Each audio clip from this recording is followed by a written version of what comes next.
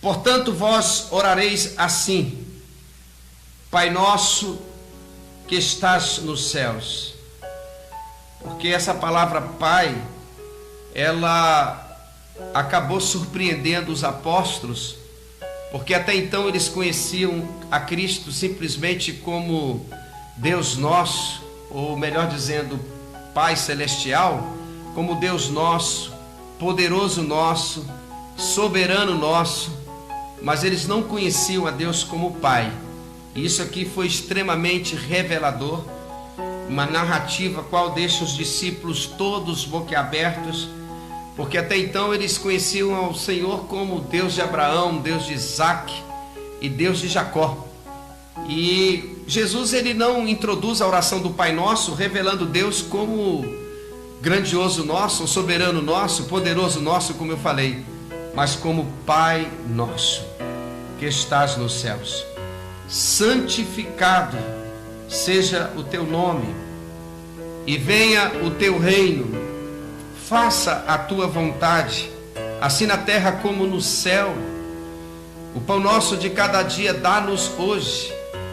Porque esta é a oração que quebra todo o orgulho ou todo o ego que se volta para si.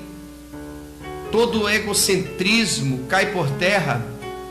Todo o sentimento que volta para si próprio, na oração que se faz em busca só do seu próprio bem, ele refuta aqui dizendo: o pão nosso de cada dia dá-nos hoje. Então não me dê hoje, não é para mim hoje, não é só para nós hoje, é para todas as pessoas, que o pão que eu desejo que chegue na minha mesa é o pão que eu quero também que chegue na mesa do vizinho, na mesa dos meus parentes, na mesa dos que sofrem, na mesa dos necessitados. Então é o desejo que tem que estar no nosso coração de uma compartilhação de sentimentos daquilo que se quer para nós, se deseja para os outros. Perdoa-nos as nossas dívidas, assim como nós temos perdoado os nossos devedores.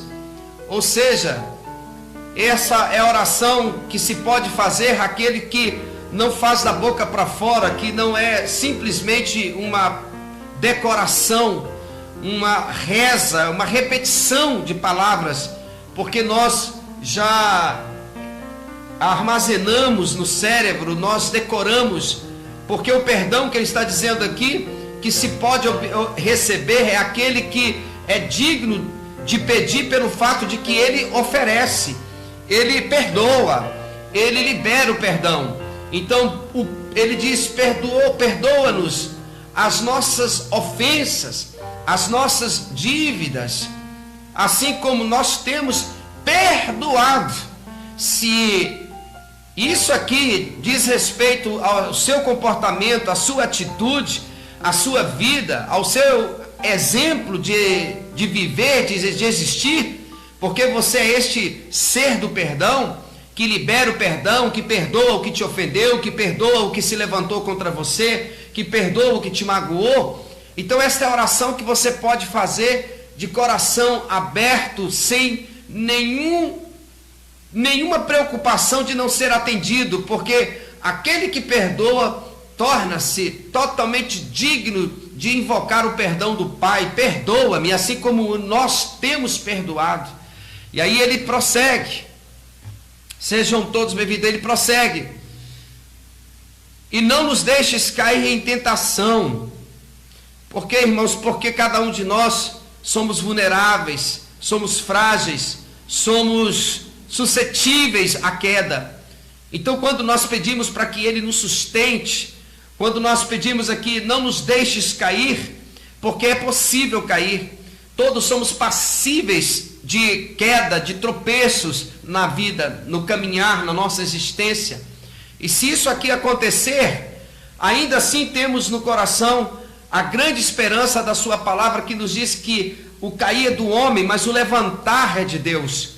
E se por algum motivo você ficou na estrada uma marca em que você tropeçou e caiu, saiba que Deus te ergue, que Deus ele te levanta, e não é nenhuma apologia da queda, não é aqui nenhuma defesa para os que pensam em cair, mas aqueles que lutam com toda a sua força, com toda a sua consciência, para que não caiam, para que não venham ser atingidos pelo desejo do erro e do pecado. E aí ele diz, perdoa-nos, mas ele fala, não nos deixes cair em tentação, mas livra-nos do mal. Isso aqui é uma oração preventiva, a oração que se faz a Deus pedindo, Senhor, eu te faço essa oração para que me guardes, para que me defendas, para que me protejas, para que me livres. Sabe por quê? Porque esta é a oração que se pode fazer no coração, pedindo a Deus para que nossas vidas sejam guardadas em suas mãos. E essa é a oração preventiva que se faça a Ele, para que Ele nos livre de todo mal. E aí ele diz, pois teu é o reino, o poder e a glória para todos sempre. E você pode dizer comigo, amém.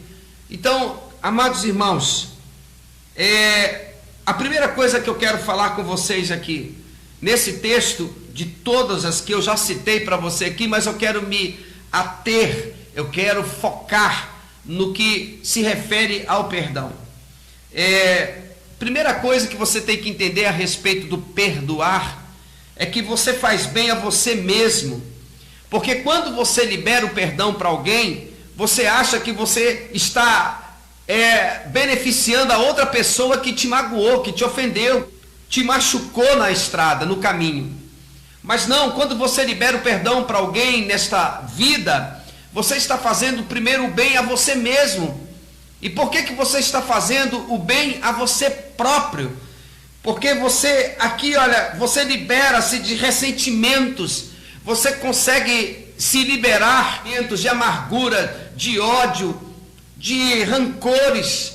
Então quando eu me autodelibero a oferecer o perdão a alguém, eu estou entrando a um nível elevadíssimo que eu estou podendo me liberar de todos os ressentimentos que me atrapalham, que me magoam, que me ferem, que me machucam e que me tiram muitas vezes até o sono. Então quando você libera o perdão para alguém que te ofendeu, para alguém que te machucou, para alguém que solapou sua vida na estrada, no caminho, na sua existência um dia, lembre-se que você não está fazendo simplesmente o bem a alguém que te ofendeu. Primeiramente você está produzindo um bem muito, muito importante para a tua vida, para o teu interior, porque você vai estar se libertando de todas as amarguras, de toda ofensa, de todo ressentimento, de todo rancor. A segunda coisa que nós podemos extrair aqui da palavra de Deus, na oração do Pai Nosso, quando Jesus ele nos dá aqui uma direção, uma diretriz para as nossas vidas, várias delas, nos instruindo como que devemos nos posicionar. A segunda coisa é que o ato de perdoar não significa esquecer.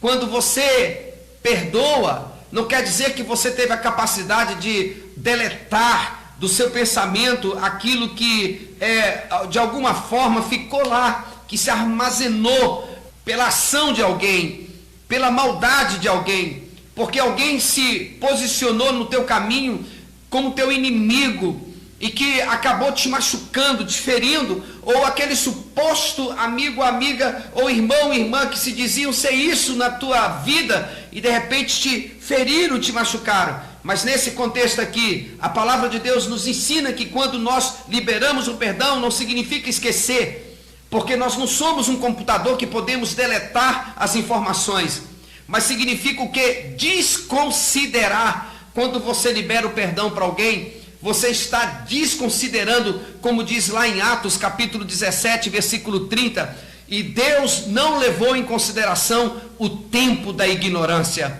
Esta é a palavra para o teu coração. Então não significa esquecer, mas significa desconsiderar. Ou seja, quando eu perdoo, eu repito e digo para vocês, eu estou desconsiderando aquilo que a pessoa fez contra a minha vida. Não significa que eu vou esquecer. Quantas pessoas dizem assim, como que eu vou perdoar Se eu não consigo esquecer, como que eu posso liberar o perdão se isso não sai do meu coração, não sai da minha mente? Não tem a ver com lembranças, tem a ver com maturidade, com capacidade de levar em descrédito aquilo que já passou. Foi isso que o Senhor nosso Deus fez quando está lá na palavra de Deus em Atos capítulo 17, versículo 30, e não levou em consideração, o Senhor não levou em consideração o tempo da ignorância.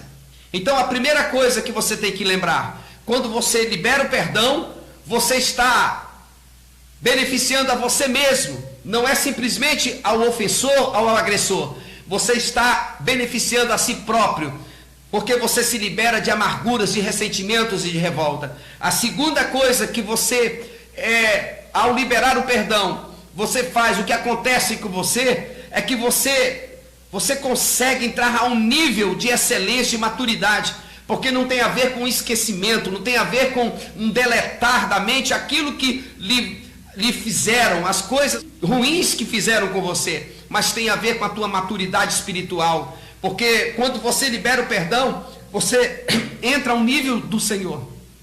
Pode crer, irmãos, pode acreditar, porque a palavra de Deus diz lá em Atos 17:30, e não tomou em consideração o Senhor o tempo da ignorância. E a terceira coisa que nós podemos fazer e acontece conosco, quando nós liberamos o perdão. Terceira coisa, é interessante, você não deve ser seu próprio carrasco. Uma coisa é nós perdoarmos alguém, a outra coisa é nós nos auto-perdoarmos. Talvez seja o papel mais difícil, mais complexo nesse caminho do perdão, é liberar o auto-perdão, porque perdoar alguém talvez não seja mais desafiador para nossas vidas do que perdoar alguém. Às vezes as pessoas se equivocam, estão erradas, equivocadas quando elas pensam que perdoar alguém é mais difícil. É um desafio maior, não é. O desafio maior é você liberar o auto-perdão. E por que eu digo isso? Porque quanto mais honesto você é, quanto mais sincero você for, quanto mais comprometido você for com a verdade, com a honestidade, e se você cometer um pecado, você começa a se autopunir. Por que eu fiz isso? Por que eu errei? Por que eu tomei essa decisão? Por que eu me cedi? Aí você começa a se autocobrar e torna-se o seu próprio carrasco. Neste caso, você tem que aprender também essa outra parte importante no processo do perdoar. Libere o auto-perdão. Perdoa a si próprio. Não fique se estigmatizando, não fique se condenando, não fique se acusando, porque isso é ruim e você acaba tanto levando para o seu travesseiro o agressor, o ofensor que lhe ofendeu, quanto você mesmo pelos erros que você cometeu. E aí você fica se autopunindo, se estigmatizando, se condenando por um gesto ou um erro, um tropeço na tua vida. Acredite no que eu estou te falando. Deus quer que o seu coração, ele seja um coração liberto, um coração sarado, um coração aberto e como uma terra fértil para poder receber a rica e linda promessa da palavra de Deus, como uma semente na tua vida que vai cair e vai poder germinar, crescer e dar bons frutos. Acredite, Deus ele quer que você seja feliz nesta vida. Não fique se condenando por causa de um erro ou um pecado que você cometeu, porque quanto mais honesto você é, mais sincero você for, você tem a dificuldade de liberar o auto-perdão.